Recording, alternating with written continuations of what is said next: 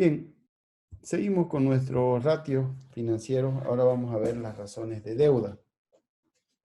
Bien, las razones de deuda miden básicamente cuán endeudada está la empresa, ¿no? Y generalmente las razones de deuda están ligadas a las razones de cobertura. ¿Qué tan endeudada está la empresa por un lado y por otro lado, cuál es la capacidad que tiene esta empresa para hacerle frente a sus principales pagos, especialmente los relacionados con los pagos fijos? Entonces, dentro de las razones de deudas tenemos la razón de deuda, índice de cobertura de intereses y índice de cobertura de pago fijo. Básicamente, estos tres indicadores, el primero me dice el endeudamiento y los otros dos me dicen la solvencia. Generalmente cuando hay que hacer análisis financiero lo miramos como uno solo, digamos, ¿no? Si bien la relación de deuda y cobertura son ratios separados, lo miramos como uno solo porque la deuda y sobre todo los índices de cobertura miden los niveles de riesgo financiero. O sea, en otras palabras, la cobertura de intereses y la cobertura de pago fijo miden cuál es el riesgo financiero que tiene la empresa para hacerle frente al pago de sus obligaciones fundamentales. Bien, entonces, empezando por el índice de deuda. Dice, el índice de endeudamiento mide la proporción de los activos totales que financian los acreedores de la empresa. Cuanto mayor es el índice, mayor es el monto de dinero que otras personas que se usa para generar utilidades. Evidentemente, mientras este índice sea mayor, significa de que habrá una mayor participación de terceras personas que son propietarias, no propietarias, sino que tienen derechos sobre la empresa. En el momento en que una empresa se endeuda, crea un derecho de la persona que te prestó sobre la empresa. En otras palabras, si tú no le pagas, lo más probable es que esta persona te siga un juicio que termine quitándote parte de tu empresa o liquidando tu empresa o de alguna manera se apropie de algún activo de tu empresa para pagar precisamente lo que te prestó. Por eso es que se dice de que este índice mide cuál es precisamente el grado en que los acreedores tienen o están participando dentro de lo que es la empresa. Básicamente, el índice de deuda se define como pasivos sobre activos. La cantidad de deuda que tenemos dividido entre la cantidad de cosas que tenemos. O sea, todo lo que la empresa debe dividido entre todo lo que la empresa tiene. Por ejemplo, aquí estamos hablando de que los pasivos son 1.600.000 y aquí los activos son 3.500.000. Esto me da a mí un índice de 0,457. ¿Qué significa o cómo interpretamos este valor, el 0,457? En general está en términos de tantos por uno, pero lo podemos representar como en tantos por ciento. Vale decir que yo puedo decir que el 45,7% de la empresa, o sea, de los activos que tiene la empresa, los debe. En otras palabras, esto me mide el porcentaje de deuda que tiene la empresa. Por ejemplo, vamos a suponer que ustedes tienen una casa que vale 100.000, pero de esa casa ustedes deben 40.000, ¿no? Le deben al banco. Significa que el 40% de la casa es propiedad del banco y recién va a ser 100% suya cuando terminen de pagarle al banco. Es lo mismo que pasa con las empresas. Los proveedores, los bancos, los inversionistas han puesto plata en la empresa. Entonces, este índice mide cuál es el porcentaje de plata, ¿no?, de los activos que fueron puestos por terceras personas, ¿no es cierto?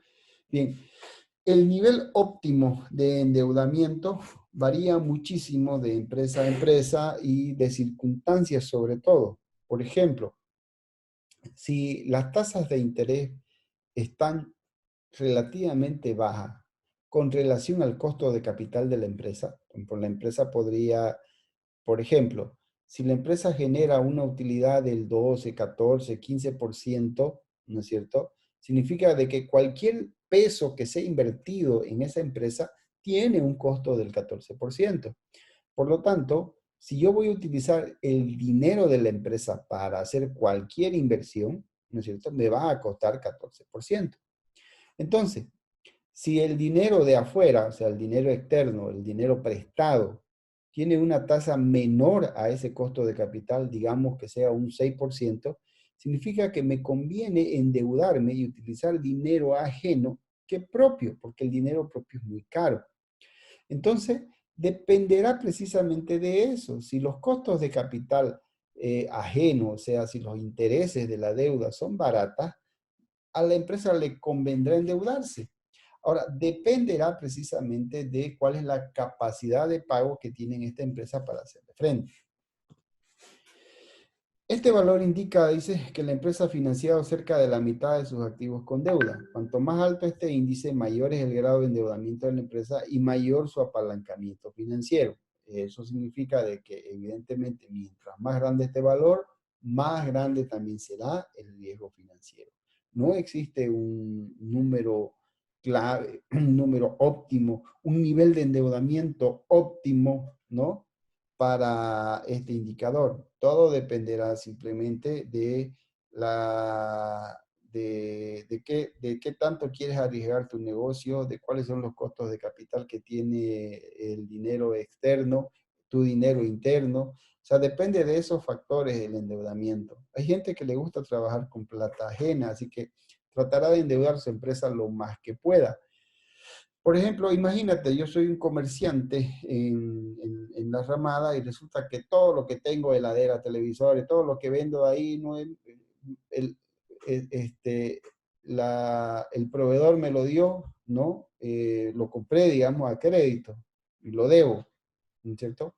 Ahora yo lo estoy vendiendo, yo lo vendo y le pago al proveedor y yo gano mi plata, digamos, ¿no? Entonces, ahí, por ejemplo, el riesgo es del proveedor, por una parte, y por otra parte estoy trabajando con plata que no es mía. Hay gente que le gusta trabajar con plata ajena, lo cual es excelente. Hay gente que le gusta trabajar con plata propia, o sea, no le gusta deber, tiene una aversión al riesgo muy alto, especialmente hay gente que no le gusta endeudarse. Entonces, probablemente esas personas tendrán un nivel de endeudamiento mucho menor. Así que no existe un criterio, digamos, sobre cuál es el indicador óptimo de la deuda. Lo que sí se recomienda es que se mantenga cierto porcentaje dentro de un 40-60, un 40 propio, un 60. O sea, que este indicador, por ejemplo, en este caso lo podemos llevar a un 60%. Pero conozco empresas que funcionan al 80% y están muy bien. No tienen ningún inconveniente, digamos, en que el 80% de sus activos sean financiados. Eso dependerá, obviamente, como les digo, del rubro, dependerá de la empresa y de las circunstancias, ¿cierto? Por otra parte,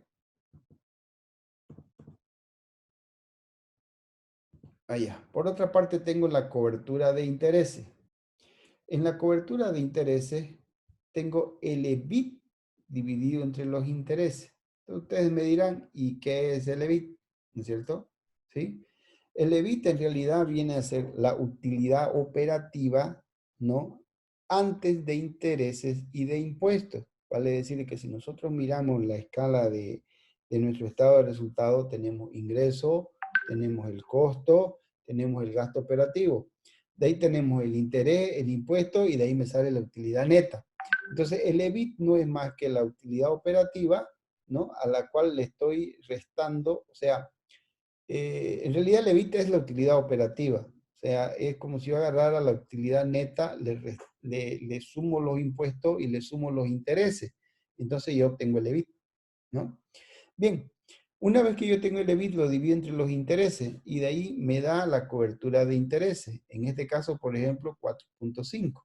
Dice, ¿no?, la razón de cargo fijo de interés de esta empresa, con frecuencia se sugiere un valor de por lo menos 3 y de preferencia cercano a 5. O sea que entre 3 y 5 es es un buen valor, digamos, de referencia con respecto a la cobertura de intereses, ¿no?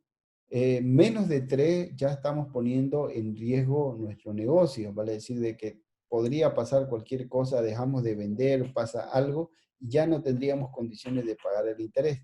Sin embargo, manteniendo un índice cercano a 3 y preferentemente 5 o más de 5, entonces estamos bien. En este caso podemos decir de que Esta empresa está relativamente bien porque tiene 4.5, muy cercano a 5 y muy lejos de 3. Entonces, la empresa se mantiene con una cobertura de intereses correcta. Vamos a ver cobertura de pagos fijos. Esta cobertura de pago fijo es la que se utiliza para determinar cuál es la capacidad que tiene la empresa para pagar sus pagos fijos. Ahí, ¿qué tenemos? Alquileres, intereses, sueldo del personal fijo, ¿no es cierto? Entonces, esas cosas que son fijas, nosotros las hacemos un conjunto de eso y de ahí podemos elaborar el indicador, que en este caso sería el EBIT, que ya vimos anteriormente, más todos los costos fijos dividido entre intereses más todos los costos fijos. Aquí cabe destacar algo, ¿no? Aquí yo estoy colocando costos fijos, pero en realidad son gastos fijos. Aquí, por ejemplo, no debería incluir la depreciación. Pero si la incluyen no hay problema porque al final se suma, está en el numerador y está en el denominador, así que no importa. Si tenemos el valor de costo fijo, lo sumamos a nuestro EBIT y lo dividimos entre intereses más los costos fijos y ya tenemos nuestro índice de pago fijo, que es una referencia bastante aproximada a la real. En este caso, mide la capacidad de la empresa para pagar sus obligaciones fijas, alquileres, sueldos e intereses. No incluye la depreciación. Pero si ustedes la incluyen, tampoco tendríamos ningún problema. No debería haber una variación significativa. Aquí, por ejemplo, ¿qué me está diciendo con este 1,9? Índice de pago fijo. Significa que la empresa tiene una capacidad para pagar, o sea, las utilidades operativas que se están generando en el negocio son suficientes para pagar 1.9 veces todos los alquileres, pagos fijos. En otras palabras, puedo aguantar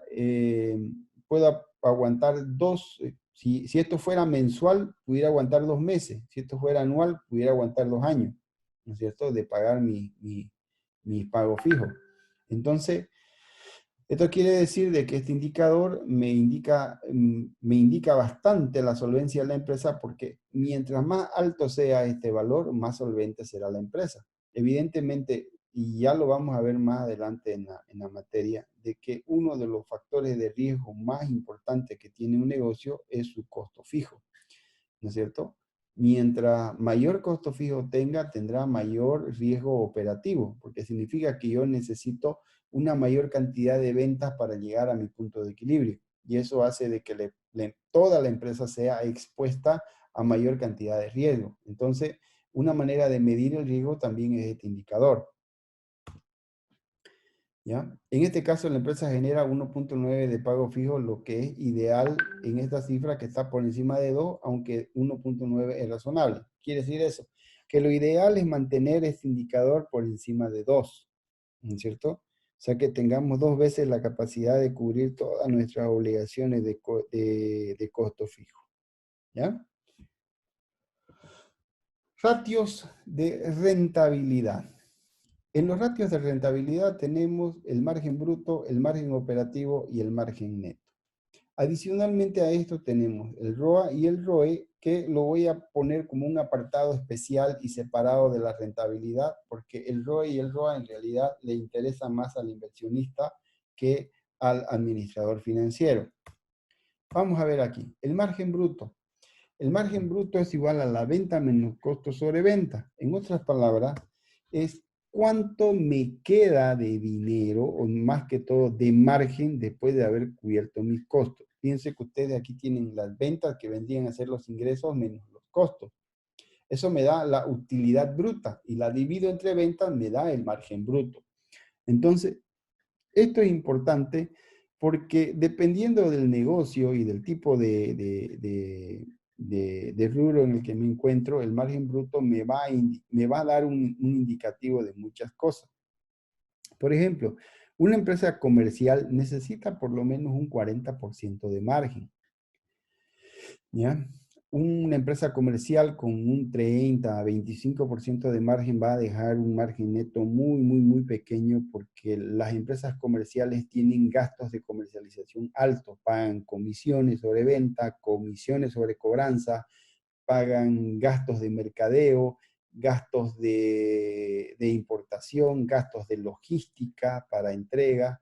Entonces, tienen una serie de gastos importantes que están relacionadas directamente con el nivel de venta. Por lo tanto, una empresa comercial necesita márgenes más importantes. Una empresa industrial no necesita un margen tan alto porque en realidad la industria lo que le importa es producir masivamente. Entonces, obviamente, a diferencia de las empresas comerciales, las empresas industriales producen y venden generalmente por mayor, y tienen 1, 2, 3 o 4, 5 distribuidores, entonces no se preocupan tanto del mercadeo como las empresas comerciales. Se preocupan más de los costos de producción, de la eficiencia productiva. Entonces, no necesitas un margen tan alto. Es más, probablemente las empresas industriales tienen márgenes mucho más pequeños que las empresas comerciales, ¿no? Aquí, por ejemplo, en nuestro ejemplo, la empresa tiene un 40% de margen después de pagar sus costos. Este valor debe ser repartido entre todos los demás gastos, intereses e impuestos de la empresa. Entonces, el margen bruto me está dando ya una pauta de cuál es la calidad que tiene este negocio de poder generar ganancia. Después tenemos el margen operativo. Disculpe, Lice, Sí, en la empresa industrial, ¿cuál sería el aconsejable, el margen aconsejable para? y repito, no hay un determinado valor del margen, todo dependerá de cuál es el volumen que tienen las empresas industriales para producir. Hay empresas que, si tú miras, por ejemplo, y ves el margen de fino, su margen no pasa del margen bruto, no pasa del 28%, 25%, no pasa de eso, ¿no? A lo mucho llega a 30, digamos. ¿Por qué? Porque, por ejemplo, la planilla de sueldo, sus gastos administrativos en relación al nivel de venta y al nivel de producción y de costo suelen ser muy pequeños. Vale decir de que todos los gastos administrativos, planillas de sueldo y todo eso no llegan ni al 10, 12, 14% del total de las ventas. Diferente a una empresa comercial. Hay empresas comerciales que pagan el 5% solo de comisión. Entonces, en una empresa industrial un 5% es cualquier cantidad de plata, es una barbaridad. Entonces, no hay un valor, digamos, que te diga este es el óptimo. Ahora, obviamente, ¿no? Obviamente una empresa industrial que en promedio está manejando un 30%, está bien. 25, 30% es un buen margen, digamos, para una empresa industrial. Entonces, por eso es que no necesita margen bruto muy alto, precisamente porque los costos operativos de la empresa industrial son relativamente bajos en función de la cantidad de venta y costo que tiene. ¿Verdad? Ok, gracias, Lice. Bien, margen operativo. El margen operativo es la utilidad operativa sobre venta. Ahora, ¿qué cosa es la utilidad operativa? ¿No? Es lo que la utilidad operativa es lo que una empresa genera a través de su venta sin considerar intereses e impuestos, ¿no es cierto? Vale decir de que es lo que la empresa me puede generar en nivel de venta. O sea, esto es lo que realmente tu negocio está generando. ¿Por qué? Porque tú puedes tener dos opciones, o digamos que toda la plata de la empresa sea tuya. Entonces, obviamente, la utilidad operativa se convertirá en la utilidad antes de impuestos. Ahora, si te has prestado dinero para apalancar tu negocio, pues tienes que repartir tu utilidad operativa entre a las personas que les debes a través del interés y tu persona, digamos, que sería ya la ganancia de la empresa. Entonces, la utilidad operativa es eso, es lo que el negocio en esencia te está dejando, digamos, como negocio, ¿no es cierto? En este caso, por ejemplo, el margen operativo es un 25%. Aquí, por ejemplo, es excelente porque los intereses suelen estar entre el 9 y el 12% más o menos o sea, te restan a tu margen entre un 9 y 12% aproximadamente, dependiendo del nivel de endeudamiento que tenga una empresa. Pero considerando que lo normal es que una empresa esté apalancada en un 60%, significa de que el 60% de ese 25 debería corresponder casi a los intereses. Así que Entre 9 y 12 está bien, 25% está bien, digamos, como margen operativo.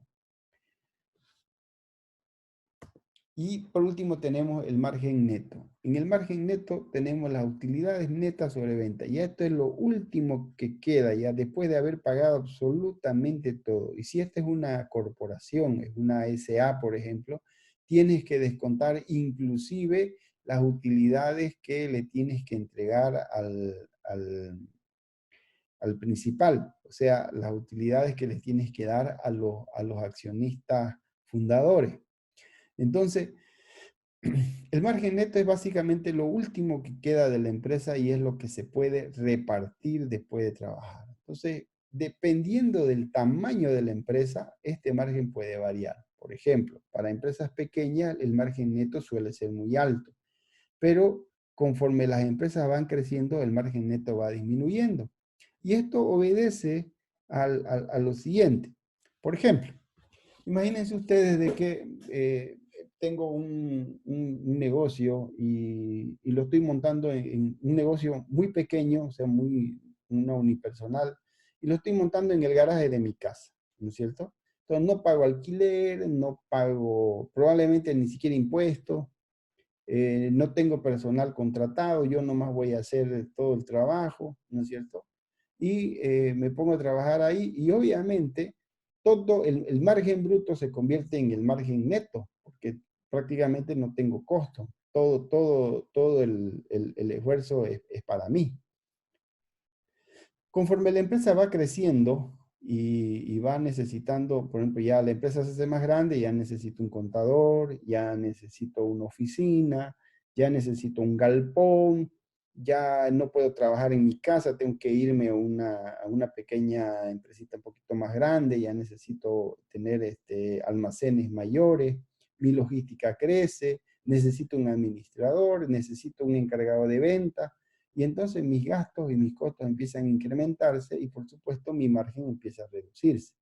Cuando la empresa ya es grande, o sea, estamos hablando de una empresa que es mayúscula, ¿no?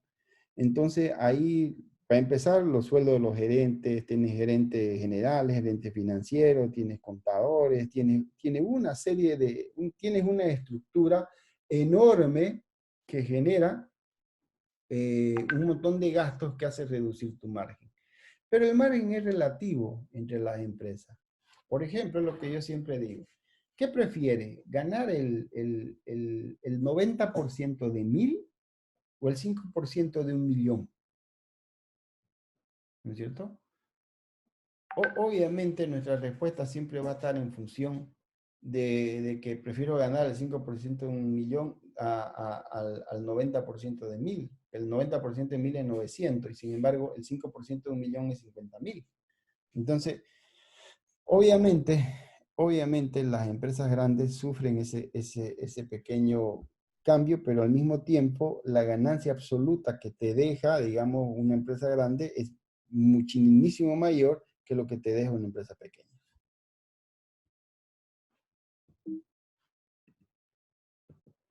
El ROA, rendimiento sobre activos. Aquí tenemos la utilidad neta sobre activos. ¿Por qué yo lo puse como un apartado especial? Porque el ROA es un ratio que mide la capacidad, la capacidad en la que la gerencia, o sea, el personal que está trabajando en un negocio, ¿no? Utiliza los recursos para generar ganancia. Aquí, por ejemplo, está dividiendo utilidad neta sobre activo. ¿Qué son los activos?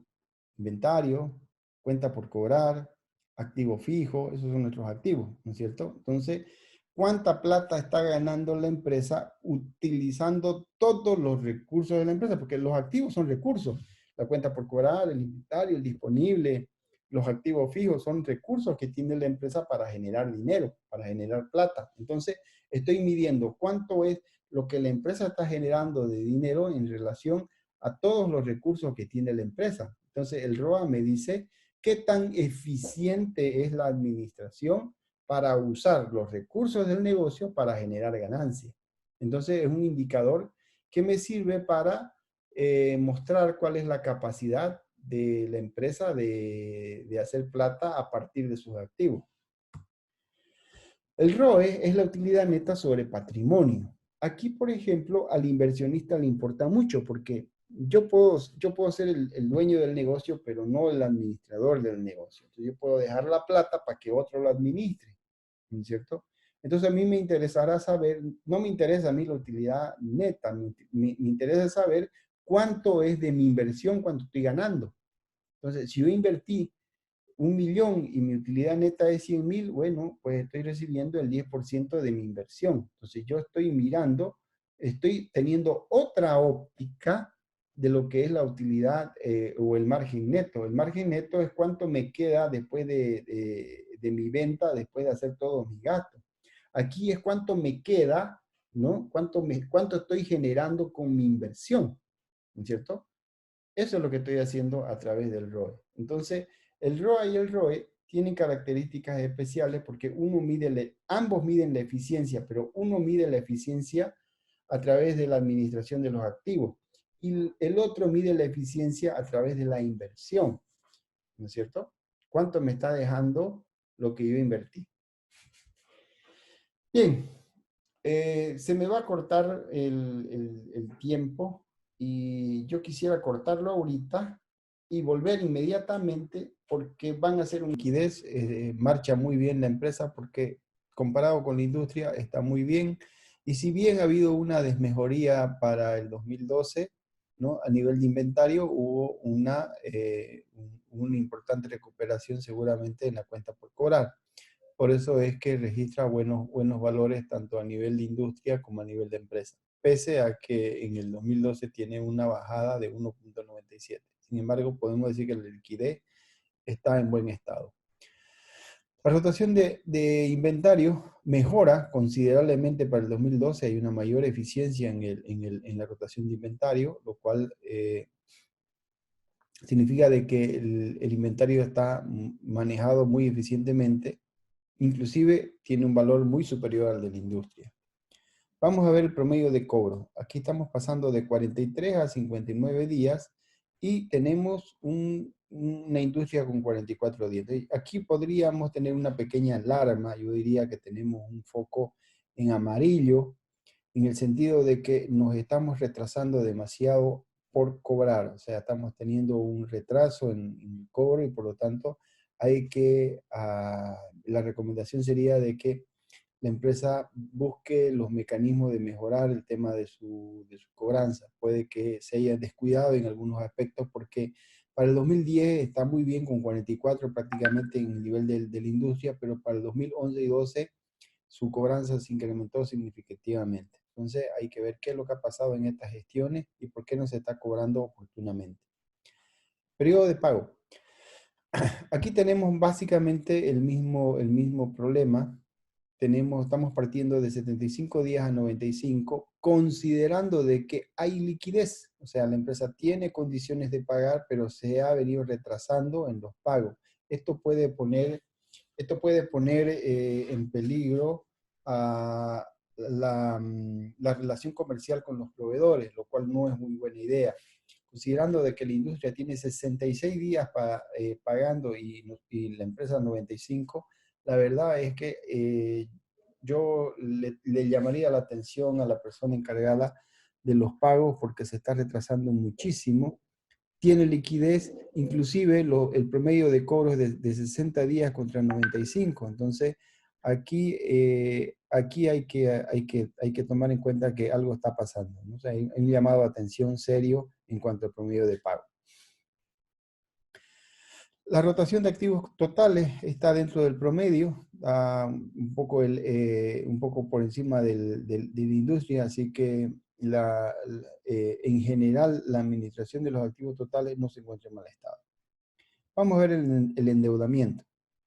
El endeudamiento está dentro del promedio, 45%, un poquito más arriba que la industria, pero no pasa absolutamente nada. Se puede decir de que con la liquidez, y fíjese que el pago de intereses y pago fijo está muy bien. Aquí tiene 1.9, tiene 4.5, vale decir de que los valores de cobertura están muy bien.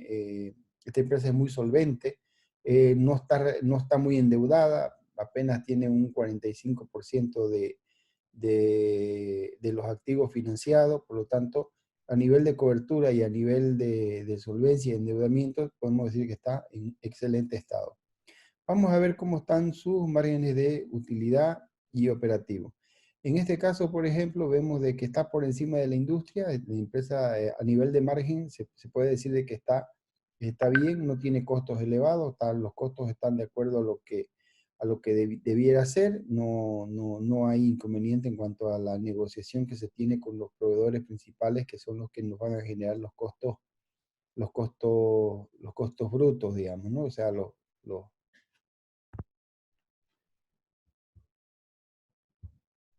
lo que genera nuestros costos.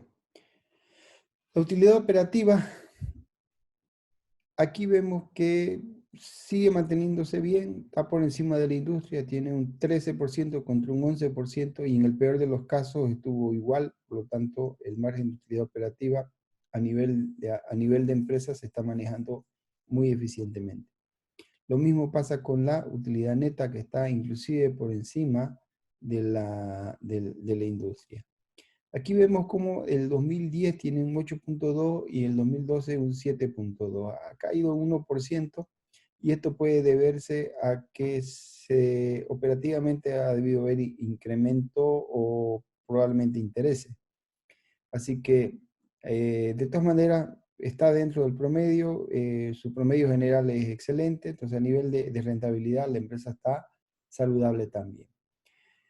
Veamos qué pasa. En el primer indicador dice ganancias por acción, eso no lo hemos visto, porque eso es muy corporativo. Pero vamos a ver qué pasa con el ROA y con el ROE. Con el ROA, por ejemplo, tenemos un 6.1 contra un 4.6 de la industria. O sea que, en otras palabras, nuestra administración, el uso de los recursos está por encima de lo que los demás hacen. O sea, estamos muy bien en esa parte. Y el rendimiento sobre patrimonio, o sea, el ROE, que nos viene a dar la pauta de cómo está nuestra inversión, también está excelente. En relación a la industria tiene un 12.6, ¿no? Contra un 8.5. En otras palabras, la empresa, podríamos decir que la empresa está bien administrada, tiene buena rotación de inventario, tiene buena liquidez, poco endeudamiento. La empresa goza de una salud financiera muy buena. El único punto negativo es en la actividad, lo que pasa con la cobranza y lo que está pasando con los pagos. Sería lo único que esta empresa tendría que revisar para su siguiente gestión. Bien. Ese es un informe financiero. Eso que acabamos de decir, ustedes lo traducen a un informe, ¿no? Y esa es la manera en la que ustedes pueden presentar un informe financiero, ¿no? En eso se reduce todo lo que hacemos, todo lo que hemos visto en cuanto a los ratios financieros, ¿no es cierto? Licenciado, Dígame. Lo escucho. no es insuficiente porque nos había dicho que para una empresa comercial debería ser por lo menos el 40%. Sí, Eso, pero Licen, eso volví a preguntar, Licen, porque en la imagen que usted nos mostró en la diapositiva, ahí dice que por lo menos, como dijo este compañero, que por lo menos necesita un 40%, y ahí ya, está ok. el 30%. Pero también al principio, cuando iniciamos el tema, yo les había dicho de que un solo indicador no era suficiente para decir qué era lo que pasaba con la empresa y que necesitaba un conjunto de datos. ¿Cuál es la pauta que a mí me da? Si bien el margen bruto no es muy alto, apenas de un 30%, fíjate que en la industria, que es con el que yo estoy comparando, también maneja un 30%. Significa de que a este negocio no le voy a poder sacar más. O sea, por más que yo quiera, no, a este negocio no le voy a poder sacar más. ¿Por qué? Porque fíjate que el promedio de la industria es el promedio de lo que hacen todas las demás empresas. Y si a todas las demás empresas le sacan un 30, yo probablemente es difícil que le pueda sacar más a este negocio. Entonces, si bien el margen bruto no es el que quisiera, no es el indicado, pero fíjate que todos los demás indicadores me dicen que la empresa está bien. No tiene mucho margen bruto, pero tiene buena solvencia, tiene buen nivel de endeudamiento, ¿no es cierto? Tiene buena rotación de inventario. Estoy trabajando mejor que los demás. ¿Qué más le puedo pedir? ¿No es cierto? Fíjense que los indicadores, y está bien la pregunta que hayan hecho, los indicadores no se pueden mirar de manera fría, o sea, porque la literatura dice, la literatura dice que el 40% y si no, está mal. No, tengo que mirar el conjunto de la empresa, tengo que mirarla toda la empresa, ¿no es cierto?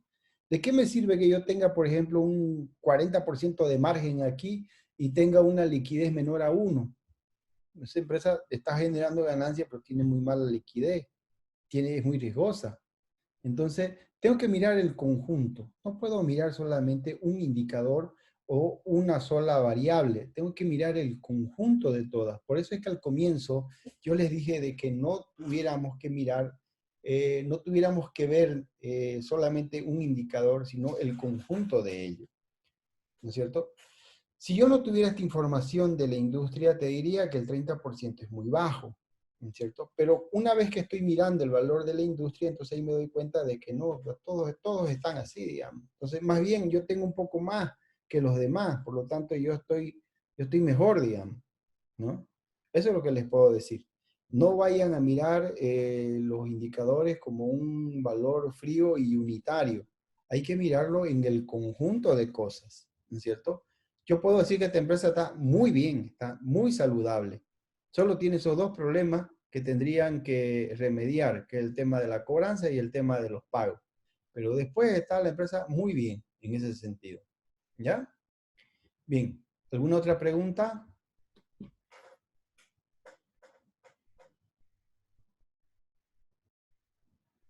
O sea, licenciado, un análisis financiero básicamente es comparar, ¿no? O sea, los resultados de la empresa con los del mercado.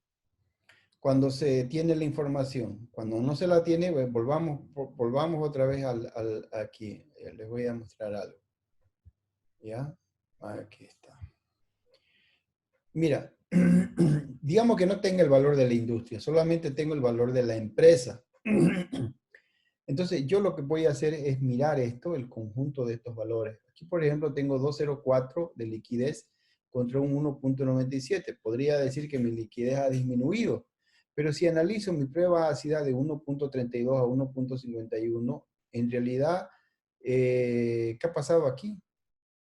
Mi inventario se redujo, ¿no es cierto? Y mi cuenta por cobrar y mi disponible aumentó. Entonces vale decir que me puedo agarrar muy bien de las cosas que necesito a primera instancia. ¿Qué pasó con mi inventario? ¿Por qué sé que el inventario se ha reducido aquí? ¿No? Porque de otra manera este indicador me hubiera dado un valor más chico. Y si yo miro mi rotación de inventario a 7,2, significa pues que con menos estoy haciendo más. Entonces la empresa se ha vuelto más eficiente. Por eso es que este indicador me da esto y por eso es que mi rotación de inventario me da más alta. Entonces aquí yo estoy mirando de que una cosa está coherente con la otra y no puedo decir que estoy mal a nivel de liquidez. Puede que esté menos que el 2010, pero no se olviden ustedes de que en términos financieros todo es relativo. El promedio, si yo saco el promedio de estos tres, me va a dar 2. Entonces, con mi promedio no estoy tan mal. Sí, he caído en la liquidez aquí, pero bueno, eso puede ser circunstancial. De todas maneras, 1,97 sigue siendo un buen valor. No es un mal valor. Sigue siendo un excelente valor. Entonces, el análisis no solamente se limita a tener que compararlo con la industria, porque puede que estos valores no los tenga. O sea, en otros países sí tú puedes tener estos valores porque muchas empresas industriales están dentro de la bolsa de valores y su información es pública. Pero en un país como el de nosotros es difícil tener esta información. Entonces el análisis financiero se va a limitar a comparar entre otras gestiones y a compararla en la información en la que se disponga con los demás. ¿No es cierto? Entonces, en otras palabras, vamos a hacer el diagnóstico en función de la información que tengamos, ¿no? O sea, si no tenemos de la industria, no significa que no lo podemos hacer. Lo podemos hacer dentro de ciertos criterios, pero se puede hacer. Aquí, por ejemplo, no puedo, ¿qué puedo decir? Digamos, que la rotación de inventario se elevó de 5.1 a 7.2 y en mi experiencia, elevar la rotación de inventario es algo muy difícil, muy, pero muy difícil de hacer. Entonces aquí la empresa ha hecho un esfuerzo, digamos, para mejorar su logística probablemente, ¿no? En los índices de endeudamiento, ya les había dicho que no necesariamente tengo que mirar la industria, tengo que mirar cómo está mi endeudamiento, mi riesgo y cómo están mis costos, mis costos de capital, cuál es el costo de mi plata y el de la calle. Entonces, eso tengo que mirar aquí. Si quiero ver mi solvencia, estoy tranquilazo, digamos, ¿no? Con excepción del año 2011 que está con 3.3, que ahí bajó significativamente mi solvencia. Para el 2012 tengo 4.5, estoy pitando, estoy feliz, puedo endeudarme sin ningún problema, puedo llevar este indicador a un 20% más y no me vería afectado. Lo mismo pasa con la cobertura de pago fijo. Aquí tengo 1.9, fíjense que es 1.4, 1.9. Obviamente no tengo los valores del 2010 comparativamente, pero tampoco estoy mal para el 2012. Entonces, como les decía, vuelvo a reiterar, la lectura que se hace en el análisis financiero es global. Un solo indicador no me dice mucho. Necesito por lo menos un conjunto de indicadores para que me digan algo. Eso por un lado. Y por otro lado, si tengo información de la industria, buenísimo, pero si no la tengo, voy a tener que hacer el análisis en función de lo que pueda y de lo que tenga, ¿cierto? Bien, ¿alguna pregunta?